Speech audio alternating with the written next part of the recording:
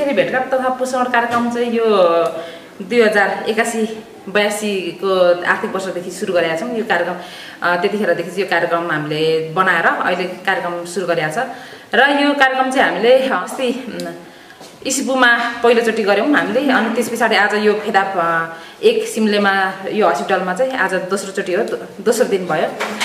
यो चाहिँ हामीले साउन 1 गतेदेखि सुत्केरी हुने आमाहरूलाई चाहिँ पोषणको रूपमा पोषिलो खानेकुराको रूपमा चाहिँ हामीले केही पोषिलो खानेकुराहरू प्रदान गरेका छौं। त्यसैगरी सरसफाइको लागि भनेर साबुनहरू, सरबहरू, टुथपेस्ट, ब्रसहरू पनि त्यो उपलब्ध गराएका छौं। र हामीले चाहिँ के छ भने थोरै पैसाको पनि व्यवस्था गरेका छौं। हामीले जम्मा एकजना आमा बराबर चाहिँ 4500 खर्च गर्ने भनेर एउटा योजना बनाएका थियौं। त्यो अनुसार हामीले 4500 रुपैयाँ नै पैसा हामीले उहाँहरूलाई हस्तान्तरण गर्दा पनि के भने त्यो आमाहरूले चाहिँ आफ्नो पोषिलो खानेकुरामा त्यो चाहिँ खर्च गर्नुहुन्छ कि गर्नुहुन्न भन्ने कुरा डाउट भयो, हामीलाई शंका भयो।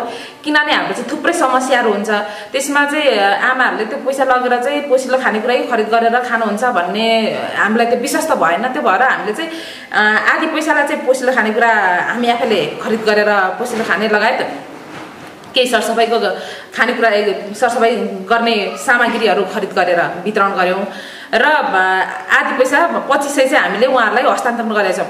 यो 2500 पैसा हस्तान्तरण गर्नुको कारण चाहिँ फेरि के छ भने सबै चाहिँ हामीले पोषिलो खानेकुरा नै उहाँहरूलाई खरिद गरेर दिउँ भन्ने पनि सोचिया हो। तर के छ भने कतिपय आमाहरूको चाहिँ हस्पिटलसम्म उपचार गर्न आउँदा चाहिँ फेदाप गाउँपालिकाले निशुल्क एम्बुलेन्स चाहिँ उपलब्ध गराउने हामीले उपलब्ध गराउँछौं।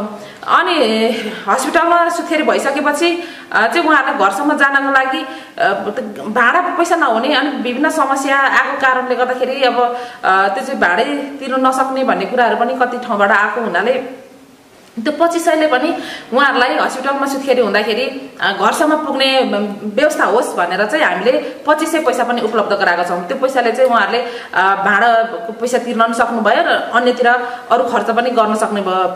र के छ भने यो पैसा चाहिँ हामीले 2500 पैसा त्यसको लागि पनि उपलब्ध गरायौं। र अर्को कुरा के छ भने जो चाहिँ आमाहरू जुन त्यो गाडी भाडा फर्किँदाखेरि लाग्ने एम्बुलेन्स खर्च लाग्ने पैसा नभएकै कारणले वर्षकै हामी घरमै बच्चा पाउन भन्ने खालको घरमै बच्चा जन्मिन्छ नि हामी हस्पिटलसम्म नजाने भन्ने खालको उहाँहरूको मनसाय बुझेर पनि होइन हामी फेरि पनि हस्पिटलदेखि तपाईलाई घरसम्म जानको लागि के आर्थिक सहयोग गर्छौं भनेर त्यो एउटा चाहिँ त्यो खालको योजना बनाएर यसरी कार्यक्रम गरेका छौं। र हामीले जम्मा हाम्रो डाटा उपलब्ध भए अनुसार त 100 जनासम्म चाहिँ हाम्रो फेदाप गाउँपालिका भित्र सुत्केरी हुने भन्ने खालको डाटा उपलब्ध भएको थियो, त्यही अनुसारको कार्यक्रम बनाएको थियो। तर अहिले हामीले यो कार्यक्रम गर्दाखेरि 100 जना होइन, अहिले 150 पुगिसकेको छ हाम्रो डाटा चाहिँ। त्यसो हुँदाखेरि फेदाप गाउँपालिका भित्र बच्चा जन्मिने जस्तो भित्रका नागरिकहरू चाहिँ जन्म हुनु त बाहिर हस्पिटल गएर जन्मिन्छन्। तर त्यसो हुँदाखेरि फेदाप गाउँपालिका भित्र 1 वर्षमा कति बच्चा जन्मिन्छन् भन्ने कुरा पनि एक्ज्याक्टली फेदाप गाउँपालिकासँग डाटा नभएको, तर 1 वर्षमा कति बच्चा जन्मिन्छन् भन्ने कुरा चाहिँ यो कार्यक्रमबाट पनि थोरै केही चाहिँ डाटाहरू सङ्कलन भएको छ र त्यो जानकारी पनि हामीलाई भएको छ। र आगामी दिनमा कार्यक्रम बनाउँदा पनि अलिकति सहज हुन्छ भन्ने चाहिँ आशा राखेको छु।